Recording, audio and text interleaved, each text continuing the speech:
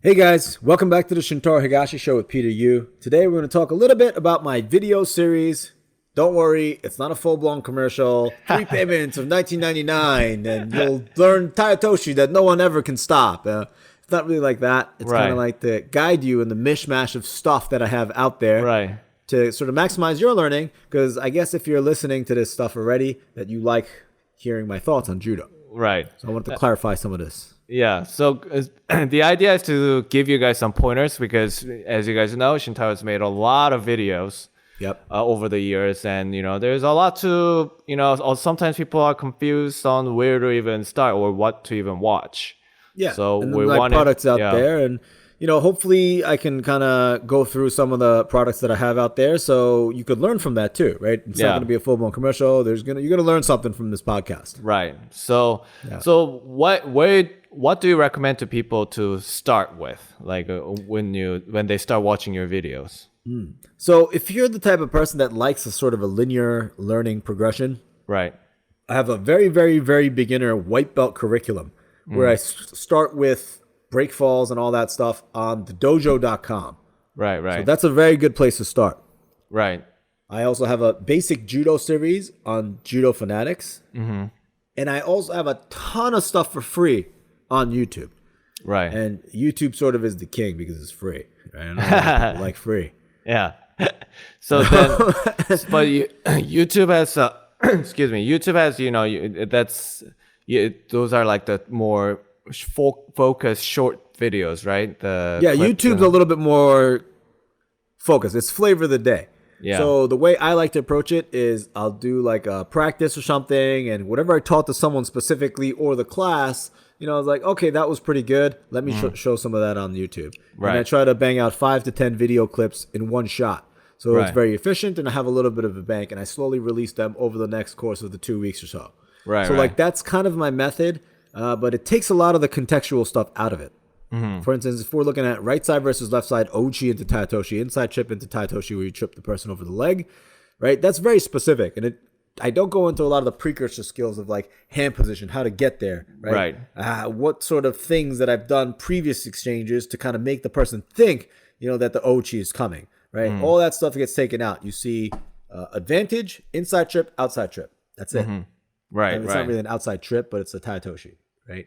So it's very specific. It's a short 2 to 5 minute video clip. It can be very useful. You can specifically look for it, but it has to integrate with what you already do.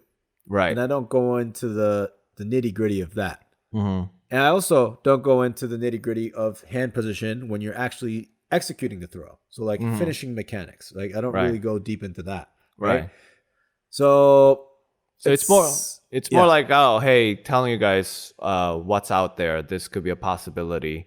Like, to get Possibility. yeah. Yeah. And people are always like, aren't you running out of stuff to teach? Yeah. And it's like, no, man, there's so much judo. What stuff? The beauty Nice. of judo is in the nuances and Right. these little slight variations. Yeah. It's like, what do I do with Tayo? What do I do with Osoto? It's like, that's not really what you do, right? It's based on opponent's reaction. Right. For right. instance, like Sasai. It's like you go like this and use your arm for the Sasai, but I don't feel very powerful there. It's based on the person's reaction. If the person's reacting to my Osotogari threat because I'm in dominant position, they're leaning this way, and I make the shape of the Sasai, he's doing the off balance for me. Right. Because right. he's leaning and trying to rush into a position of safety. And the trap is my leg going to be there trying to trip him in that direction. Right. Something like that. Nice. And it's like there's bits and pieces of this judo universe that I'm just kind of like picking out of thin air, out of the Yeah. ether. It's like, here you go, here you go. This is something I like. This is something this guy does in your face, and it's very useful, especially if you're at a high level, right? Because Right. it gives you ideas. Right. And I wish there was my equivalent that did this when I was younger, and I had yeah. access to that. Yeah. Someone incredibly good at judo, who's super handsome, charismatic like me, and gives me know. bits and pieces of his brilliant judo mind. I wish I had that. Yeah. So it's more like, so if you guys are, it's more like, oh, when you guys are doing randori and then something's not working, so you want some inspiration or some pointers, different ideas, you can go and search Shintaro's YouTube channel. Yeah. And there's chances are good that there will be a video about the situation. Yeah, so a lot of people, yes, that's exactly Yeah. right. And people hit me up all the time like, hey, man, can you make a video on Uchimada? It's like, I've already done it. Use the Right. search function. Type in Yeah. Shintaro Higashi Uchimada, and you'll find all these tidbits and many, many video clips of me doing Uchimada. And a lot of the times I'm repeating myself. And the reason why I'm repeating myself is because it's worth saying. Yeah. Right? Don't do Uchimada from losing position because you'll get countered. Very Right. easy to counter a bad Uchimada from bad hand position. Right. Stepping around, picking him up, you can stretch it.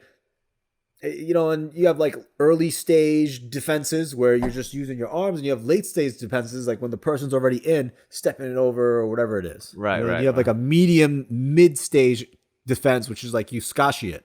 Yeah, right? yeah. So it's like you have all these different segments, and then I'm going to take bits and pieces and teach. So it's like you could kind of piece together or pick and choose whichever you want.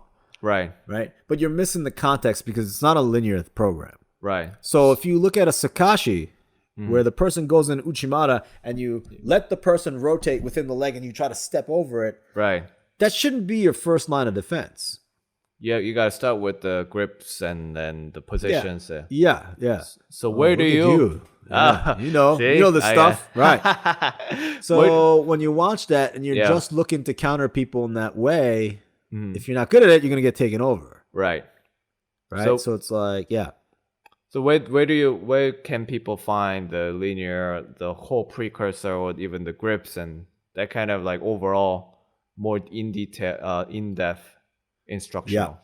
So the dojo.com white belt curriculum is taught in a way which is very, very much so old school methodology of each individual technique. And I do briefly mention hand position, but I don't get too heavy into the concepts. I go like brief concepts of like Kazushi off balance, right? Making the technique, being the shape of the technique. Maybe they're right, maybe they're left-handed. Things like that, right? I kind of touch upon them, so it's like entering into their brain. So if you're brand new to judo, I definitely suggest starting off with that. The dojo.com white belt curriculum. Right? I'll link it. Yeah. Basic Judo, which is a product by Judo Fanatics. It's a collaboration between me and Judo Fanatics. That goes a little bit more in depth. It's my take on what basic judo should be like.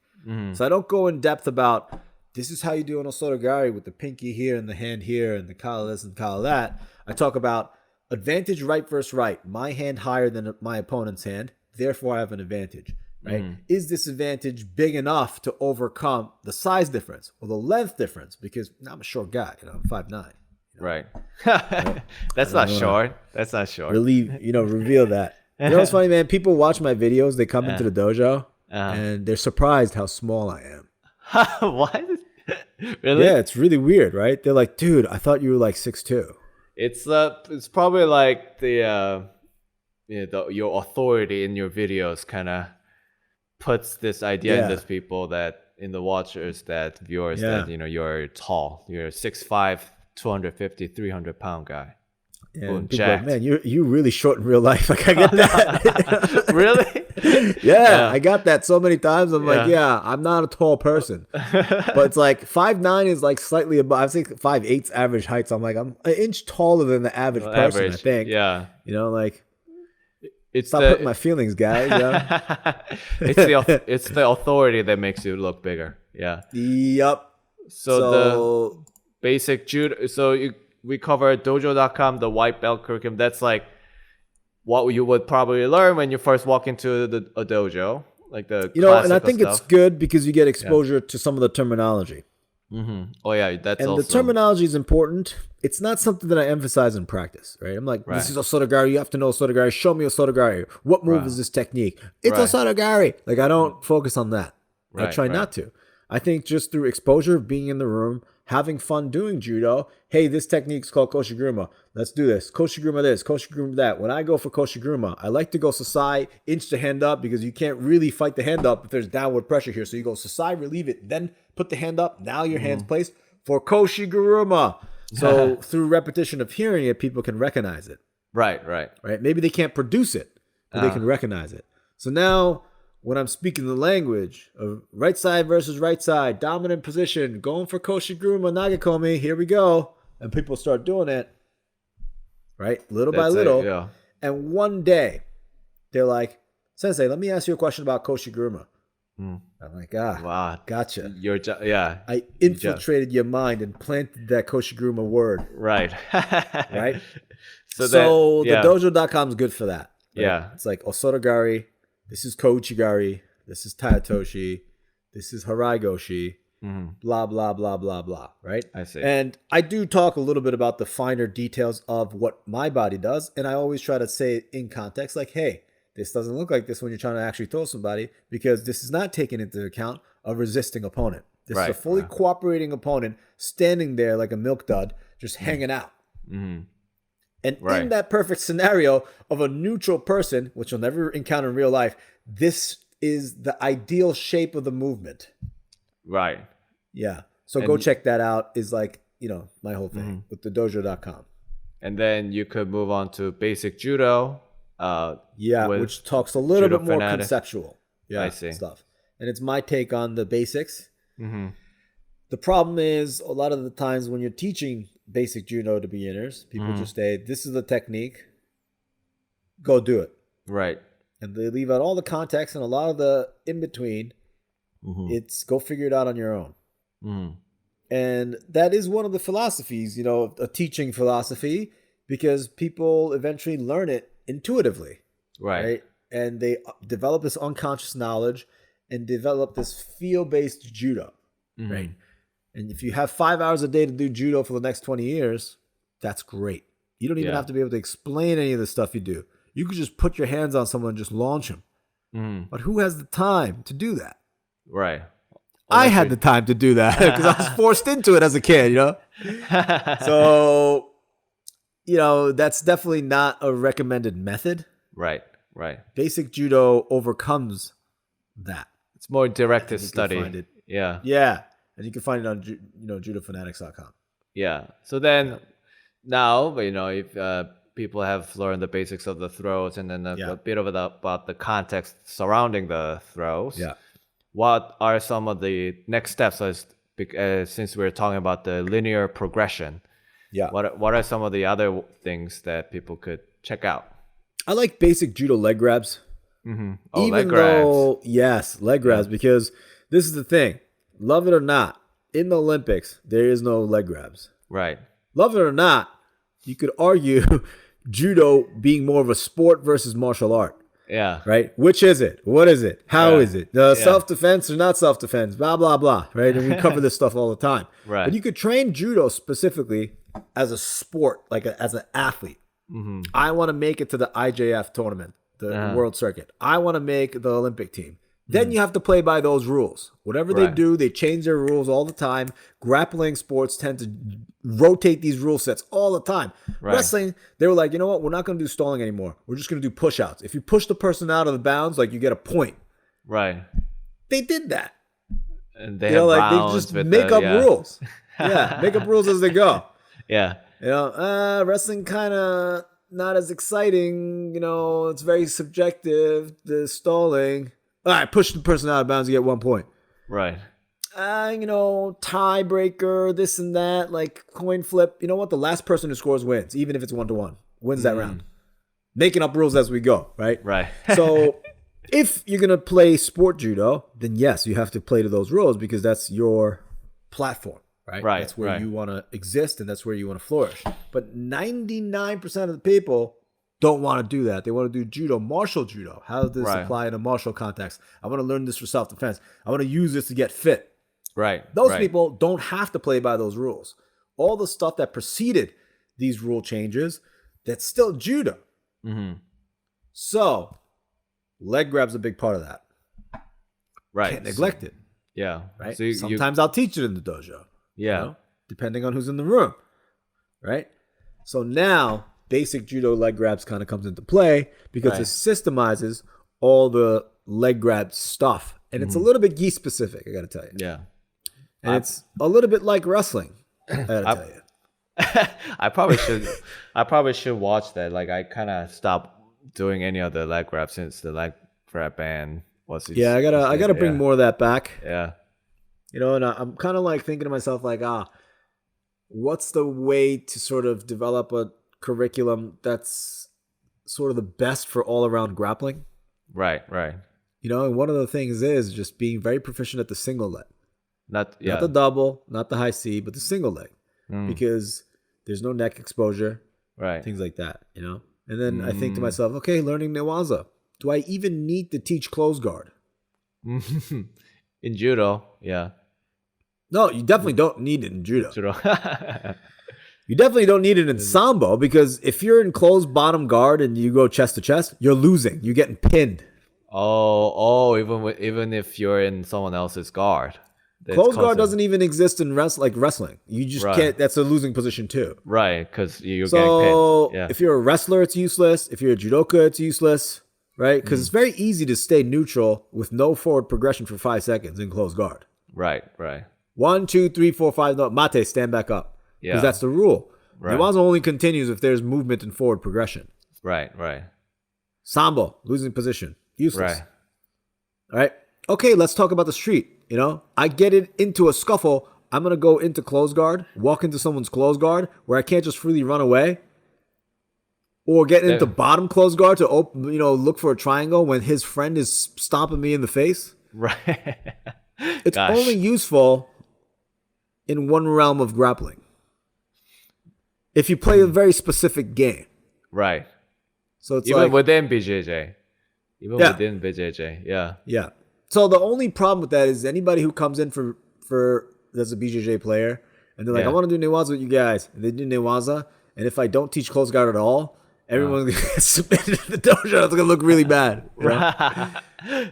So it's like, how do you balance that, right? Yeah. So it's like, I kind of want to make my own judo style and call it Jiu-Jitsu, and it'll be my invention. Higashi Jiu-Jitsu. HJJ. Yeah. Your dad, people do this stuff all the time. Your dad kind of developed his own thing too, right? Yeah, but it's Japanese Jiu-Jitsu. It's like traditional Japanese Jiu-Jitsu. I see. Yeah.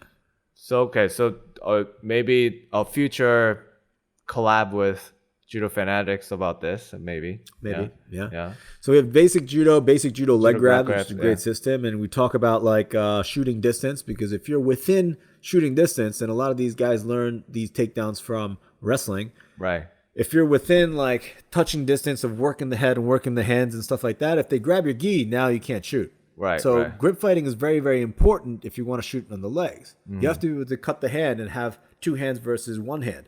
That way you could easily arm drag and shoot the leg, or as you cut the hand, you could go in for the change levels and shoot because you have a free hand.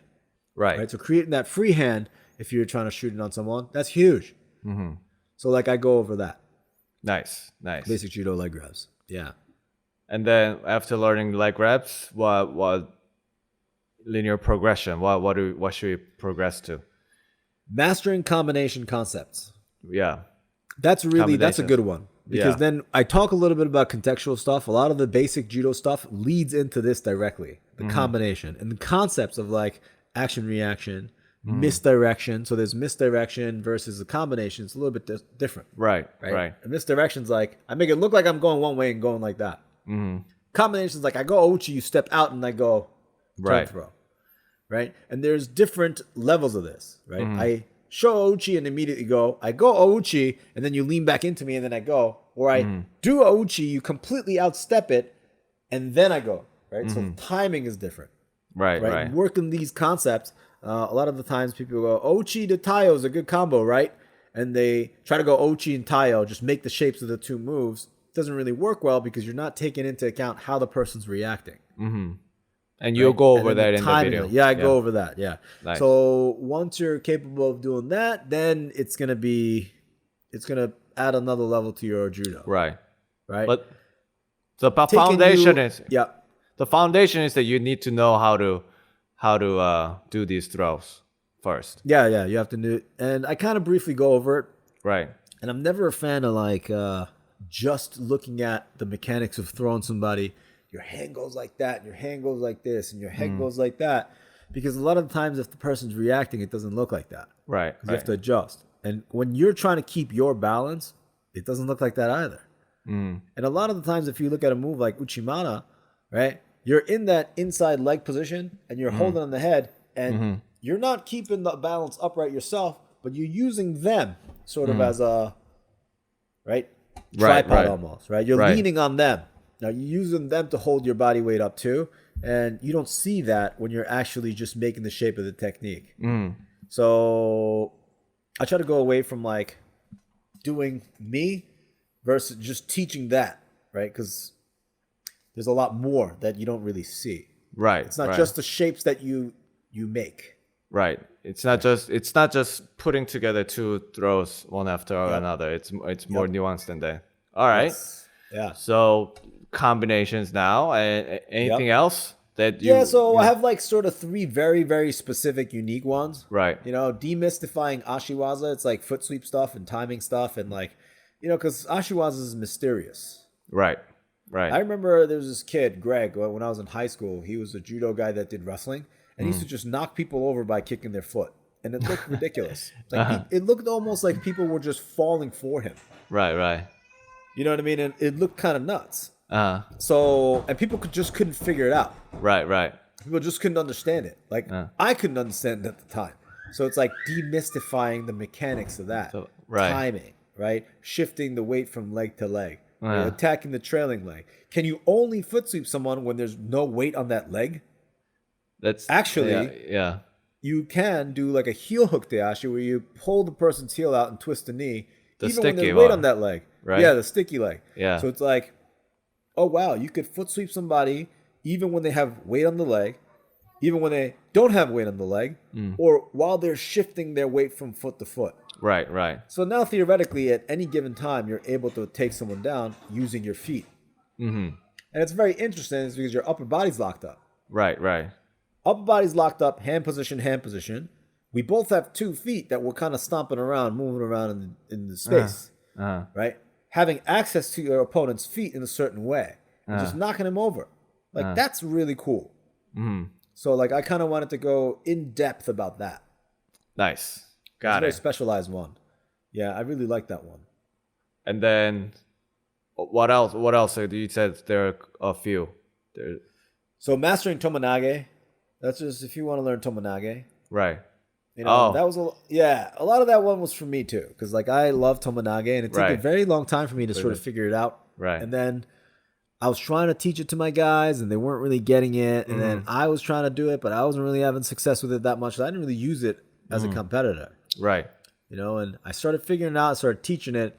My guys started having success with it, and I started hitting it sort of regularly at the dojo. And then I was like, all right, let's sort of put this together in a teachable way, right? And I spoke to some of the master Tomoenage guys, and I've known guys who are very, very good at Tomoenage. Right.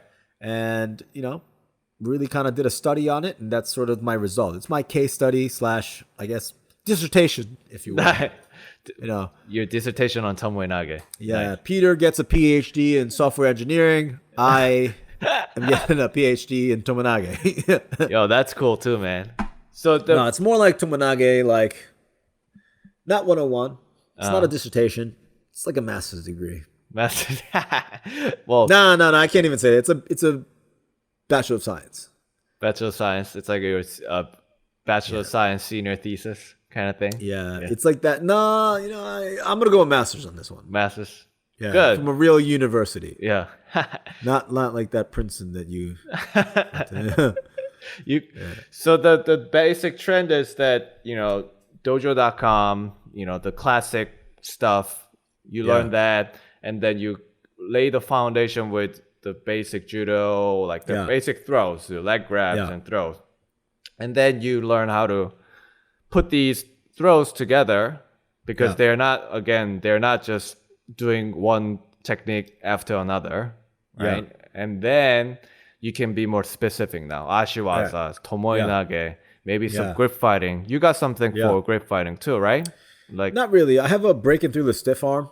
Oh, stiff arm. Yeah. Yeah. And this is more so just training methodologies, because you do encounter people who are stiff and who are not willing to engage. Right. Right. Which means this is the problem with the stiff arm. When you encounter a stiff arm opponent, they're not engaged. They're not trying to throw you. So you're not dealing with skilled opposition most of the time. Right. So when the person's not engaging, right? Like if you ever wanted to box someone that doesn't want to box with you, right? And all they're doing is running away. You have to chase them down to punch them. Yeah. Right? Now all of a sudden, you're essentially just playing tag. Like you're really not playing boxing. Boxing. Right? Right. And that's sort of a similar analogy what happens in the judo room when the goal is for us to slam each other and take each other down, but one Right. person is not engaging in this and they're just locking their arms out and staying away. Right? So how do you deal with that? How do you train with that person? Right. You know, and it's kind of a thing that a lot of people encounter at the intermediate level. So that's sort of for my intermediate level players, right? Right. If you're a very beginner and you bought mastering the breaking through the stiff arm, like if you're completely beginner, you're not going to get much out of it. Right. And if you're an expert in judo, like if you're an advanced level judo player, you're not going to get much out of that either, truthfully. Right. You know? Because you're probably And, past yeah. that point. Yeah. So you have to kind of look at yourself and see where you are in the judo journey. You know, if you've never done judo before, I would start with the dojo.com, white belt curriculum, and then go to basic judo. Right. And the beauty of the basic judo is because it's my take on basic judo and my methodology specifically to the way I sort of created in my own mind, right, is beneficial for everybody because it takes a different twist. It's not basic judo taught in the basic way. Right. So basic judo is for everybody. I Basic see. judo leg grabs is for people who want to learn how to do leg Right. grabs. Yeah. Yeah. And then Tomoenage, like I said, is specialized. Demystifying Ashiwaza, that's Kinda another specialized, specialization. Yeah, it's a specialization. If you're interested in it, go buy it. But, Right. you know, the Ashiwaza stuff you could find on YouTube, right? And the other like specialization, like specialized techniques, you can all find them on You YouTube. can find it all on YouTube. Yeah, Yeah. even though I kind of like brisk over it, there's part of me that wants to do like Uchimada week or something, or Uchimada month, where I just teach all the little all sorts. things of, do like a masterclass month on YouTube. You know, hit me up if you think that's a good idea. Yeah. That'll be interesting. Yeah. That would be interesting, right? Yeah. So I don't really know how I'm going to do that, but it's in the works. I'm also working on like a Nogi Judo curriculum. Oh, that's another big thing. Yeah, so that's something that I'm working on. Not really working on, but I'm just thinking about it. procrastinating on. Yeah, I could probably film it tomorrow. Most of the stuff I could just kind of wing everything. I don't Right. like do a master plan and a deep outline because a lot of this stuff I already think about all the time and teach all the time. Right. So it comes natural, right? Anything Right. that I like try to like script, it doesn't seem authentic. I'm not very good at memorizing lines and scripting anything. Yeah. You know? Well, So it's like. You're good at like just going, you're very eloquent in that. Like, Thank you, even if you're- because I know it. But ask me, how to read a P&L. I mean, That's So then, if you guys are more interested in those things, hit us up. Hit Shintaro. Tell him that how about that Nogi Judo stuff, and maybe motivate him to push it. I am yeah. really working with someone though on this video called "Bridging the Gap." Bridging the gap. What gap in what? Judo for BJJ and BJJ for judo players. Yeah. So if you're a judo player, you want to do BJJ to complement your judo, to complement your strengths. You go to a dojo, you're at the mercy of whatever they're teaching. Right. Whether it's Delahiva or open guard or K guard, like all that stuff is not relevant in judo at all. It's might not even help you. Right. It might actually be detrimental. Yeah. if you don't do Tomoenage or Sumigaeshi and you're doing bottom open guard, like how would you ever get in that position? Right. You know what I mean? Exactly. It's like, so you can't really proactively get there, even if you're good at it. So it's like, what is the best bang for your buck? What BJJ teaches that could complement your judo right off the bat. Right.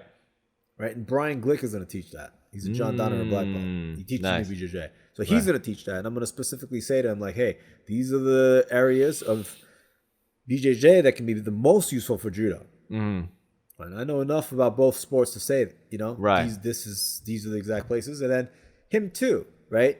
I've been teaching judo to him for years. Right. But not everything in judo is beneficial in BJJ. A lot of it is not beneficial to BJJ. Right. I'm going to do a stand-up tayo, Yeah. on a BJJ guard guy that's about to pull guard. Yeah. It'll never work. Right. It can work. It can work. But very, very, very unlikely. So it's like, why, if you're doing Brazilian Jiu-Jitsu and you're coming to learn Judo, are you drilling Taitoshi? Because everyone else is drilling Taitoshi. Right. And if the instructor doesn't know any BJJ, they don't have any of that context. Right. and they're gonna give you this thing of like, yeah, you just turn really hard, or snap the head down and the head comes up and you go tayo. Not that simple, right? Right. Why don't we start with the techniques that complement BJJ better? Actually, there's a low risk judo for BJJ video I forgot to mention. It's on BJJ Fanatics. Oh, you go both ways, huh? BJJ. Yeah, go both ways. Yeah. Nice. Yeah, I forgot about that one. So that's a good one because I go over Kouchi Ochi, Tomoenage, Sumigaeshi, and how to integrate those things. Because anytime someone tries to pull guard, you could do Kouchi leg pick, Ochi leg pick. Because they're leaning back, they're giving you the off balance, they're giving you the Kazushi. Right? Makes sense. So yeah, low risk judo for BJJ. Yeah. Right. And then I already have that out, but then me and Brian Glick are gonna do a collaboration video. Hopefully it's gonna be on Teachable. I think that's some new platform that we're gonna mess around with. Oh, that's for like general stuff, right? Not just for grappling. Yeah. Teachable. So yeah. And it's gonna be great because me and Brian collaboratively we have great knowledge together and it really integrates, man. You should see the workouts we do, me and him. It's amazing. Good. Yeah. Yeah. So it's like a cacophony of just beautiful judo and grappling, Yeah. So it's like we're going to talk a lot about it. We're going to talk ideas and how this thing integrates. And if you're a BJJ guy wanting to learn judo, it's perfect. If you're a judo guy wanting to learn BJJ, it's great for it. And then sort of how to connect judo guy, BJJ guy, connecting, bridging the gap. That's what it really is all about. So that's a video series that is going to come out soon. Exciting. Yeah. Yeah. And that's going to be on a different platform. So yeah, I have a lot of stuff out there. If you have questions about my product, you could always reach out to me, and I'll guide you in the right direction. Right. Cool. Hopefully this was a good overview on how to navigate through judo videos online made by Shintaro. Yeah. It's a huge commercial for me. Yeah. Any closing remarks? Nope. Thank you guys. You could always reach out to me, Judo Shintaro NYC on Instagram. You could always reach out to Peter too. Yeah. Right? On Instagram, you can find him. Right? What is it? YUKW? Oh, I stopped using that. It's Peter Kuno, KEUNWO. That's my Korean name. So Peter. Yeah. Cool. All right. Well, thanks for listening. I hope this was a good guide to Shintaro's videos, and stay tuned for new videos and new episodes of our podcast. And we'll see you guys in the next episode.